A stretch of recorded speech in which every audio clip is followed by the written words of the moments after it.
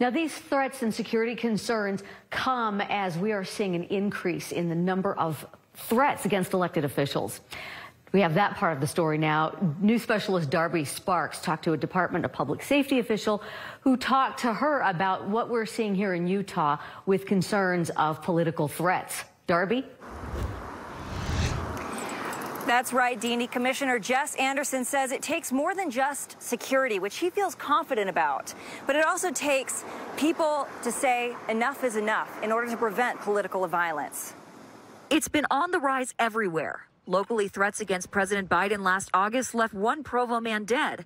A state senator's home was vandalized a few months prior, and a group picketing outside of the home of the state epidemiologist in 2020 brought about a change in state law. I feel like in our country today, we've gotten really, really good at tearing things down. Governor Spencer Cox speaking over the weekend following the assassination attempt on former President Donald Trump, which created a flurry of concerns about our political climate. You know, it's yet to be seen what that level of concern is when it comes to our elected officials. But I can tell you, you know, they're all very well aware of it. Commissioner Jess Anderson with the Utah Department of Public Safety says threats against state officials continue to climb year over year. From 2021 through 2023, the department investigated an average of 99 cases per year.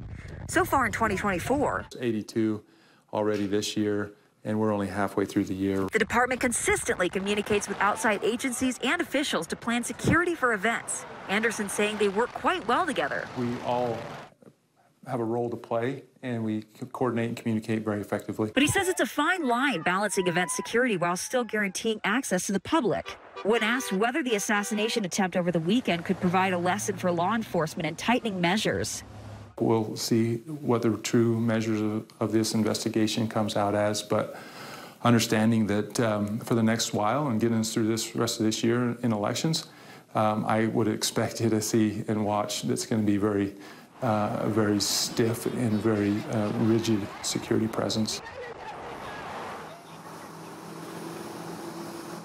Now, I asked the FBI field office here in Salt Lake City about those rise in threats, and they said that while they haven't seen any come since this weekend, they have seen a rise in hoax threats, which they say are a waste of valuable resources.